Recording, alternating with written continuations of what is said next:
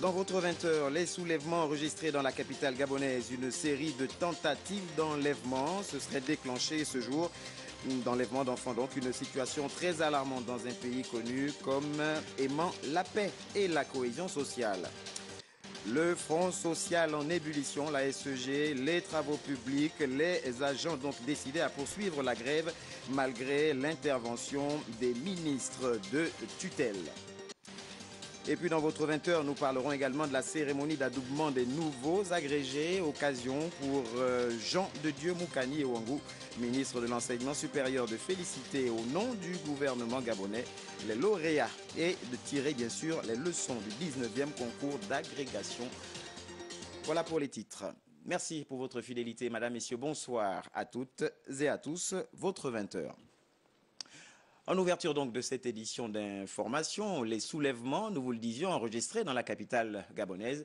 Une série de tentatives d'enlèvement d'enfants aurait déclenché ce jour une situation très alarmante dans un pays connu comme aimant la paix et la cohésion sociale. Le point avec Stevie Oyan Mesui et Amédée Ndungu. Comment en sommes-nous arrivés à ce vendredi où tout Libreville semble se soulever? Du PK7 en passant par le PK10, sans oublier Nzengayon pour arriver au quartier Aveya, la population s'est érigée en justicier. Ici, un taximan aurait voulu enlever les enfants, lesquels auront eu la vie sauve grâce à l'intervention des habitants du dit quartier. Ici, on a interpellé ce taximan qui a enlevé un jeune garçon depuis la cité Mébiam. Donc c'est ici à ce virage où les gens du quartier ont pu l'intercepter. Notamment, il y a eu les cassés. Vous avez remarqué l'intervention musclée des forces de l'ordre. Il y a un établissement supérieur en haut là. Et ici, il y a, je pense, une école publique. C'est vraiment le mécontentement de la population. Si vous tournez les alentours, vous allez voir qu'à Rion, on en a attrapé certains. En tout cas, dans la journée relayée sur les réseaux sociaux, il y a au moins eu 7 enlèvements. Qu'est-ce qu'on va dire de tout ce qui se passe là? C'est inconcevable en fait. Nous sommes dépassés par ces événements-là.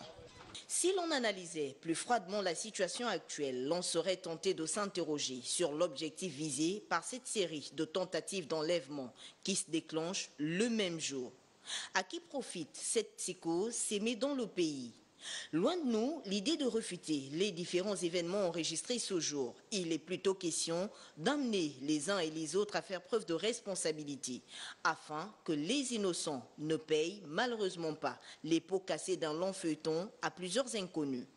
La violence étant devenue le langage utilisé, même les personnes de bonne volonté risquent de refuser d'apporter leur aide aujourd'hui à un enfant en difficulté.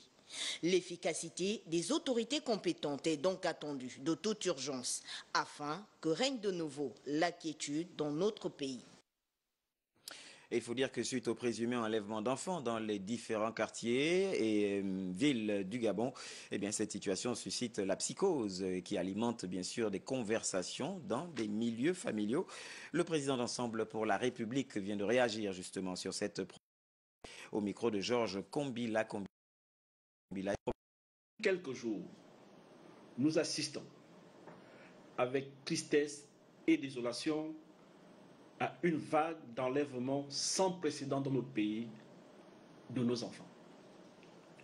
Cette situation non seulement crée un climat généralisé de psychose au sein de la population, mais aussi elle amène celle-ci à appliquer la justice populaire avec des grands risques de dérapage.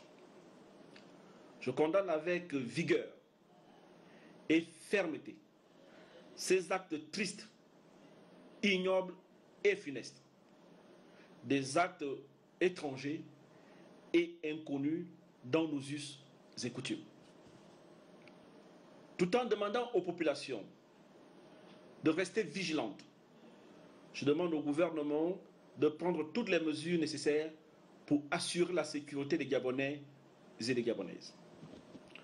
Je demande aussi l'ouverture d'une enquête dans l'immédiat, mobilisant toutes les ressources humaines, matérielles et financières nécessaires afin que tous les exécutants et les commanditaires de cette vaste opération macabre soient dénichés, traqués et jugés avec la plus grande fermeté. Et puis suite aux événements relatifs aux dénonciations des enlèvements d'enfants aux abords des établissements scolaires, quartiers et villages également, eh bien, la représentation nationale, bien qu'étant en intercession parlementaire, a tenu à inviter les uns et les autres à une prise de responsabilité afin de ramener la sérénité. Cette déclaration est donc faite par le conseiller en communication du président de l'Assemblée nationale. Communication de l'Assemblée nationale. Ces derniers temps, aucun jour ne passe sans que ne soit annoncé l'enlèvement d'un enfant dans un quartier, un village ou aux abords des établissements scolaires. Quoique le seul cas officiel reconnu à ce jour soit celui de notre petit Rinaldi Abitam, dont nous souhaitons qu'il soit vite retrouvé, il n'en demeure pas moins que cela crée au sein des populations de Libreville comme ceux de l'intérieur du pays une réelle psychose amplifiée par les réseaux sociaux et les témoignages de certains compatriotes. Bien qu'étant en intercession parlementaire, la représentation nationale soucieuse de la préservation de la sécurité et de la paix sociale ne peut rester insensible ni aphone à cette situation préoccupante et qui affecte la quiétude habituelle des populations gabonaises. Et c'est pourquoi le président de l'Assemblée nationale exhorte le gouvernement à clarifier cette situation par une communication judicieuse et à prendre, le cas échéant, les mesures appropriées en vue d'y mettre rapidement un terme, de rassurer les populations et de favoriser le bon déroulement des activités, notamment les cours. Dans la même veine, l'Assemblée nationale suggère au gouvernement de poursuivre les concertations utiles avec l'ensemble des parties prenantes à la réforme du Code du travail, dans un esprit constructif, de compréhension et de responsabilité. Notre pays étant engagé dans la voie de la relance économique et de l'émergence ne peut s'offrir le luxe d'un climat social délétère. Fait à Libreville le 24 janvier 2020, le président de l'Assemblée nationale, Faustin Boukoubi. Je vous remercie. Marinette Ngonga, conseiller en communication du président de l'Assemblée nationale. Par le porte-parole de la présidence de la République a tenu ce jour une conférence de presse dont les points inscrits à l'ordre du jour portaient essentiellement sur l'actualité brûlante, notamment la psychose des populations autour des supposés enlèvements, la tension qui prévaut entre certains partenaires sociaux et le gouvernement. Le point avec Lariska Lorma Mengi et Bertin Osaga. L'État ne se désengage pas de la situation, mais appelle néanmoins les uns et les autres à un devoir de responsabilité face à ceux qui s'apparentent à des agitations visant à semer le trouble chez les populations. C'est l'essentiel de la communication du porte-parole de la présidence de la République sur la question des supposés enlèvements qui défraient la chronique actuellement. Dans les cas réels d'enlèvement, le temps est une donnée cruciale. Et comme l'a exprimé le porte-parole du gouvernement, les déclarations sur les réseaux sociaux, même si elles partent d'une bonne intention, ne sont en rien une saisine officielle des autorités. Je ne peux donc encore une fois qu'exhorter les familles à faire une démarche officielle auprès des autorités compétentes. Tout ce que je peux vous dire aujourd'hui, c'est qu'il n'y a pas de vague d'enlèvement au Gabon. Concernant l'affaire du petit Rinaldi, disparu à Bitam depuis plusieurs jours, Jessie Ella Ekoga indique que les recherches se poursuivent sous le regard attentif de la présidence de la République. Une enquête est ouverte et les services de police et de justice sont mobilisés. Prenons les présumées déclarations de disparition ou d'enlèvement avec prudence. Le rôle de tout citoyen n'est pas d'alimenter la psychose, mais, en cas de fait avéré, d'apporter des informations précieuses aux autorités compétentes. Pour ce qui est de la sécurité des personnes et des biens, au moment où des vagues de violence sont signalées dans plusieurs quartiers de la capitale, le porte-parole rassure, les dispositions sécuritaires sont prises pour maintenir le calme. Le président de la République a reçu en audience une délégation d'hommes d'affaires égyptiens mandatés par son homologue de la République arabe d'Égypte. Les questions de coopération bilatérale et de partenariat multiforme étaient au centre des échanges. Presse présidentielle. La coopération intra-africaine entre Libreville et le Caire est au beau fixe. La forte délégation d'hommes d'affaires égyptiens au cabinet de travail du chef de l'État est la matérialisation des relations étroites entre le Gabon et l'Égypte, impulsée par les présidents Ali Bongo Ondimba et Abdel Fattah al-Sisi. Avec ses hôtes, le numéro 1 gabonais a évoqué le renforcement des liens à travers les partenariats dans les secteurs aussi variés que l'agriculture, le tourisme et les infrastructures. On parle dans le domaine du construction, Arab Contractors, et on parle de comment booster la coopération entre les deux pays et booster les investissements pour le bien des deux pays. Arab Contractors est la plus grande, la plus vieille au moins, entreprise de construction en Afrique. Ils vont étudier aussi les projets d'infrastructure, surtout dans le domaine des routes. Au cours de cette audience, entre le numéro 1 gabonais et les représentants des secteurs de l'industrie et du commerce de l'Égypte, le potentiel offert par la zone économique à régime privilégié d'UNCOC a focalisé les échanges et mis en exergue les potentialités de la filière bois. Des objectifs spécifiques qu'on a désignés. Premièrement, dans le domaine de la fabrication et manufacturer le bois, on a visité la zone économique spéciale NCOC et on a désigné quelques usines qui pourront être utiles pour qu'il y ait un partenariat en aval pour la fabrication de bois qui pourra être exporté ici en Égypte et même aux États-Unis. Rappelons que le président égyptien a séjourné au Gabon en 2017 au cours d'une visite de travail et d'amitié. La présence de ces investisseurs augure des perspectives d'un partenariat gagnant-gagnant entre la République arabe d'Égypte, classée première puissance économique du continent, et le Gabon. Et puis la lutte contre le réchauffement climatique d'actualité à la présidence de la République. Le chef de l'État a reçu à son cabinet de travail ce matin le ministre en charge de l'environnement et du plan climat, le professeur Lee White, est donc allé prendre conseil et discuter des futures échéances internationales sur le climat. Presse présidentielle. Prendre conseil, mais aussi discuter des orientations et des stratégies à mener pour assurer une pleine réussite au mandat du Gabon à la tête du groupe de négociateurs africains et du comité de chefs d'État et de gouvernement sur les changements climatiques. C'est la quintessence de cet entretien avec le président de la République. On a pu discuter également donc, des stratégies à mener pour assurer à l'Afrique un rayonnement et que ses intérêts soient pris en compte dans l'accord de Paris qui va rentrer en vigueur dès l'année prochaine. Donc cette stratégie, on l'espère, sera gagnante et pourra au mieux protéger l'Afrique et les générations futures contre les effets néfastes des changements climatiques. Les ambitions du Gabon sur le front de la lutte contre les changements climatiques sont liées aux échéances internationales. Nous avons deux grands enjeux. Le premier est la prochaine conférence des parties qui doit permettre à l'accord de Paris d'entrer en vigueur. Donc cette conférence aura lieu à Glasgow, au Royaume-Uni, et donc nous devons travailler au mieux pour faire en sorte que cette conférence puisse être un succès. Vous savez que l'Afrique, c'est 54 pays, on représente donc 25% du groupe des négociations, donc on a une voix importante et donc on va tout faire pour assurer une pleine réussite à l'Afrique et au monde à la prochaine conférence des parties. La conférence des parties sur le climat de novembre 2016 à Marrakech au Maroc devrait donc être un modèle, un exemple de réussite pour la prochaine rencontre du type prévue sur le continent africain en 2021. Le programme intégré de développement au secteur de l'eau et de l'assainissement de Libreville a donc été au centre des échanges entre le Premier ministre, chef du gouvernement, et l'équipe de coordination du dit programme. Le lancement des travaux est prévu pour mars prochain. Dimitri Abourneur, Bertin Osaga.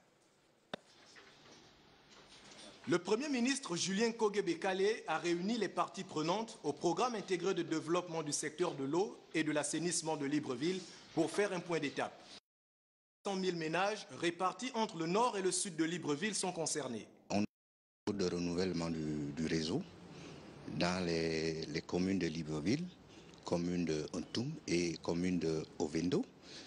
On peut dire aujourd'hui que le réseau de distribution d'eau, à cause de la situation actuelle de beaucoup de fuites, est vétuste. dont son taux de rendement aujourd'hui est trop bas, c'est-à-dire 52%. Il faut le ramener à la norme exigée, qui est à peu près 80%.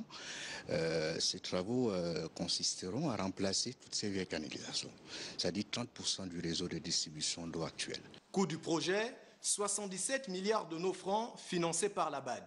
La Banque africaine de développement et les autorités gabonaises ont passé au crible les conditions d'attribution de ce marché public. Le président de la République, vous l'avez entendu, a dit qu'aujourd'hui l'échec n'est plus une option, mais que la réussite est une obligation. Donc il nous faut être assez rigoureux, regardant sur les prestataires qui vont nous accompagner pour que nous n'ayons plus dans le pays des éléphants blancs dès lors que nous lançons des projets. Il est prévu, dans un premier temps, de s'attaquer aux zones impactées par les nombreuses fuites d'eau, puis, progressivement, d'apporter le liquide précieux dans les zones non approvisionnées en eau potable. Et puis sur le front social, réunis au piquet de grève qu'ils tiennent à leur siège, les agents de la SEG durcissent le ton. Malgré le passage sur les lieux de leur ministre de tutelle, les grévistes entendent mener jusqu'au bout leurs revendications. Guy Frendon-Obian, Michel John Boudéan pour le point. Les agents de la Société d'énergie et d'eau du Gabon passent à la vitesse supérieure dans leur mouvement de grève. Au piquet de grève tenu au siège de la SEG, la détermination se lit sur les visages des uns et des autres. Malgré la visite inopinée du ministre en charge de l'énergie, les grévistes ne lâchent pas du lest. Ils exigent le Premier ministre comme principal interlocuteur et une rencontre de clarification avec les confédérations entrées en discussion avec le gouvernement. Dans cette pression, les coupures d'eau et d'électricité sont les menaces que les grévistes promettent de mettre en exécution s'ils n'ont pas un retour favorable à leurs exigences. Et pour leur part, les agents du ministère des Travaux publics observent depuis le début du mois de janvier une grève illimitée. Ces derniers réclament l'amélioration de leurs conditions de travail et la prise en compte de leurs avantages sociaux. Le point avec Gabriel Guilain-Lemami et Louis Bestar-Lenyongo. C'est depuis le 8 janvier dernier que les agents des travaux publics ont décidé de rentrer en grève illimitée. À l'origine de ce mouvement d'humeur, la non prise en compte de leurs avantages sociaux et les mauvaises conditions de travail. C'est juste 4 points transversaux de 5 syndicats qui sont en grève dans la maison, notamment l'achat des engins lourds et légers, le paiement de la prime d'incitation à la performance du deuxième trimestre 2015, le rétablissement de la prime de rendement et le rétablissement aussi de la prime de logement pour les agents de la main-d'œuvre non permanente à Libreville comme à l'intérieur du pays. En colère, les agents grévistes ont fermé l'accès du dit ministère, une façon pour eux de se faire entendre et d'empêcher toute activité au sein de cette administration publique. Nous avons été reçus par la tutelle, mais nous constatons que les choses ne bougent pas. Nous avons constaté que la tutelle a fait fi de nos propositions et le mouvement s'est corsé. En attente d'un dialogue franc avec la tutelle, les agents du ministère des Travaux publics regroupés au sein du SINAPRO BTP-AT maintiennent leur mouvement de grève. La Confédération syndicale, le Congrès des agents publics, parapublics et privés de l'État CAP a animé une conférence de presse à son siège. Parmi les points inscrits à l'ordre du jour, Emmanuel Mvemba se félicite du protocole d'accord signé entre le gouvernement, la COSIGA et la CGSL, Confédération gabonaise des syndicats libres, et interpelle le gouvernement à œuvrer pour l'application de tous les contours du dit protocole d'accord. Le point avec Arnaud Babekoum et Chris Lemaïda. Le tour de table des agents publics, parapublics et privés de l'État CAP portait d'abord sur la signature du protocole d'accord entre le gouvernement et les confédérations syndicales COSIGA et CGSL. Ensuite, le bureau exécutif du CAP s'est appesanti sur le sort des épargnants de BR-SAL. Sur le premier point, Emmanuel Mvemba appelle à l'effectivité de ce protocole d'accord. Si le CAP tient à féliciter les deux parties pour cet élan de dialogue social, il n'en demeure pas moins qu'il demande au Premier ministre chef du gouvernement la mise en œuvre effective des recommandations issues de ce protocole d'accord. Le CAP souligne pour rappel que l'une des priorités actuelles du chef de l'État reste la protection, la sécurisation et le bien-être des travailleurs. S'agissant du second point, le CAP invite le gouvernement à tout mettre en œuvre pour que les milliers d'épargnants de cette microfinance obtiennent le remboursement de leurs cotisations. Voudrons-nous informer l'ensemble des épargnants de la tenue d'une grande assemblée générale le jeudi 30 janvier 2020 à 15 h au siège du CAP, si et seulement si les autorités gabonaises continuent à refuser le dialogue et la négociation avec les 18 000 compatriotes en détresse qui ne demandent qu'à être remboursés. Toujours à propos des épargnants de Béarsal, le CAP entend, selon son président, mener des actions fortes si la voie du dialogue qu'il suggère en vue de satisfaire les épargnants se soldait par un échec. Voilà, dans quelques instants, nous allons recevoir donc Michael Anissé sur ce plateau. En attendant, on parle de sport avec le cyclisme, avec notamment cette 5e étape, Lambaréné Bifoun. C'est l'Algérien Youssef Reguigui qui donc s'offre sa première victoire d'étape avec un chrono d'1h45 minutes. Nous reviendrons sur ces résumés dans cette course avec Fernand Zangvé. Nous devions recevoir Michael Anissé. En attendant, nous allons appeler sur ce plateau donc Raïssa Lor pour le point avec le sport, puisque nous parlions de la tropicale Amissa Bongo. Alors, Raïssa,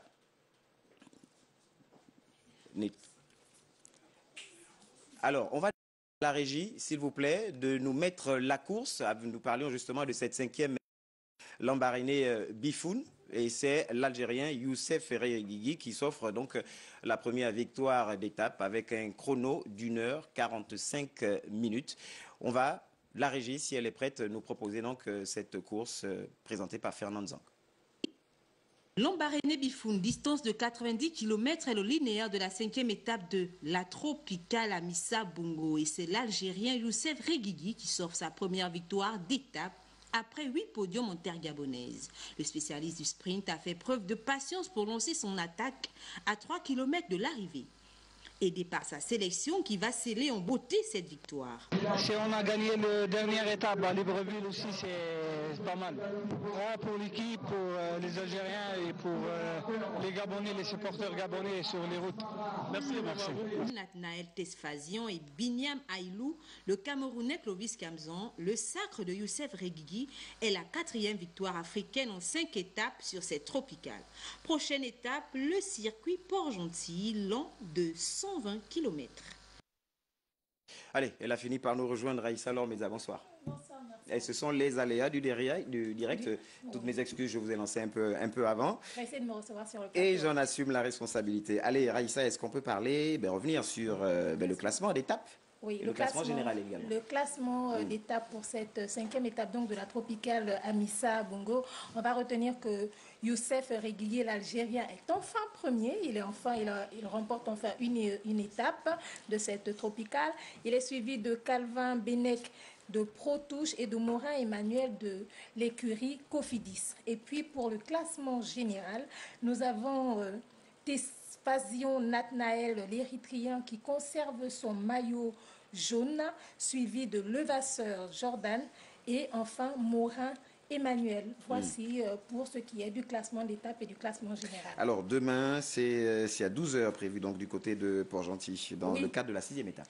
Exactement, Martial. Après 2015, la tropicale va de nouveau du côté de Port-Gentil. 5 ans plus tard, le circuit sera urbain. C'est 12 tours à parcourir, 12 tours de 10 km 600 dans la ville donc, de Port-Gentil. Déjà, il y a ce transbordement qui s'est fait cet après-midi pour permettre à la caravane de rallier la ville de Port-Gentil. Merci, Raïssa Lor. De rien, Martial. Et merci puis à vous. Voilà, la caravane se poursuit donc demain sur Port-Gentil. Alors, nous allons dans un petit moment, Raïssa va laisser place à Michael Anissé, que nous devons recevoir sur ce plateau. Il se fait prier, Michael Anissé, je ne sais pas ce qui se passe, mais bon. Allez, oui, s'il vous plaît, Michael, nous sommes en direct et voilà, asseyez-vous rapidement. Bonsoir. Voilà, bonsoir. Et ça se passe comme en plein spectacle, on voit l'entrée de l'artiste, mais bon, c'est cela également les aléas du direct. Michael, bonsoir donc. Alors, on parle d'un spectacle que vous organisez et c'est demain. Oui, c'est demain. Voilà. Est-ce, on va dire quoi? Vous êtes prêts? Fin prêt? C'est quoi ce spectacle? Ça rentre dans quel cadre? En fait, c'est un spectacle qui s'intitule The Legend Continues, donc la légende continue. C'est le 15e spectacle. C'est-à-dire que chaque année, je fais un spectacle en Alors, hommage. est-il besoin de vous présenter encore au Gabonais Michael Anissé, c'est celui-là qui a pris les gènes même de Michael Jackson et qui poursuit cette légende. Voilà. La légende se poursuit. Hein. Oui, la légende se poursuit, mais en fait, ce spectacle a lieu demain, justement, à l'École internationale Ruban Vert, en 2 séances. 15h30 la première séance et 19h30 la seconde. D'accord. Le spectacle est fin prêt, techniquement, artistiquement, et je demande à tout le monde de venir parce que honnêtement, on a travaillé depuis pratiquement 9 mois. Alors, travailler depuis 9 mois, quelle sera donc ou quelle est la particularité de ce spectacle? Et d'ailleurs, on nous annonçait avant que vous arriviez ici, vous étiez en plein entraînement. Justement. Oui, tout à fait. C'était les derniers réglages. La particularité de ce spectacle, c'est le fait que j'ai associé les enfants dits déficients auditifs. Donc, c'est 15 enfants sourds-muets qui feront partie de ce spectacle. C'est ce qui sera impressionnant. Et voyez-vous que la danse, en fait, c'est le moyen le plus universel de communiquer. Voilà. Et donc, demain, les gens auront la possibilité de voir des personnes qui n'entendent pas, qui ne parlent pas, mais qui dansent. D'accord. En tout cas, on vous souhaite bon courage, bien du plaisir. On espère que ça se passera bien. On l'espère tous, mais venez parce que ce sera toujours comme d'habitude. D'accord. Merci à vous. Voilà, c'était à l'instant Michael Anissé que nous recevions donc sur ce plateau parce que demain, il organise un spectacle intitulé, vous l'aurez compris, La légende continue. Allez, pour la boucle de ce journal, on reçoit un invité, M. Fred Aurel Mousok. C'est bien cela? C'est ça. Bonsoir à vous. Bonsoir. Allez, vous venez sur ce plateau juste pour une communication de l'Union solidaire. Nous vous écoutons. Merci. Communiqué de Union et Solidarité. Monsieur Jean de Dieu Moukani Iwangu, président exécutif de Union et Solidarité, présentera les vœux de nouvel an aux militants et sympathisants du parti le samedi 25 janvier 2020 à 11h à la salle des fêtes située à proximité du CES Baoumar, 6 au quartier Bas de Guégué. À cette occasion, le président entend dresser l'état de la nation et évoquer le positionnement de notre parti sur des enjeux politiques qui engagent l'avenir de notre pays. C'est pourquoi Union et Solidarité appellent tous les militants et sympathisants à se mobiliser massivement afin de garantir la réussite de cet événement. Par ailleurs, les partis politiques amis et alliés, ainsi que les organisations de la société civile, sont invités à prendre part à cet événement. Fait à Libreville, le 24 janvier 2020, le premier secrétaire politique à la communication, porte-parole, Fred Aurel Mousok, je vous remercie. Voilà, Fred Aurel Mousok que nous recevions sur ce plateau. Merci à vous. C'est donc la fin de cette édition d'information. Nous allons nous séparer, bien sûr, comme d'habitude, avec la sagesse africaine. Néanmoins, elle nous dit ce soir, elle nous appelle à méditer sur ceci pour se réconcilier. On n'apporte pas un couteau qui tranche, mais une aiguille qui coud. À méditer jusqu'à 23h, laquelle vous présentera l'édition d'information, la dernière, Patricia Lydie Mouelé. Alors, juste le temps de changer de décor. On se retrouve derrière cette édition d'information dans le cadre de l'édito qui reviendra bien sûr sur la problématique du jour, les enlèvements perpétrés depuis un moment maintenant à Libreville et à l'intérieur du pays. Bonne suite des programmes sur notre chaîne.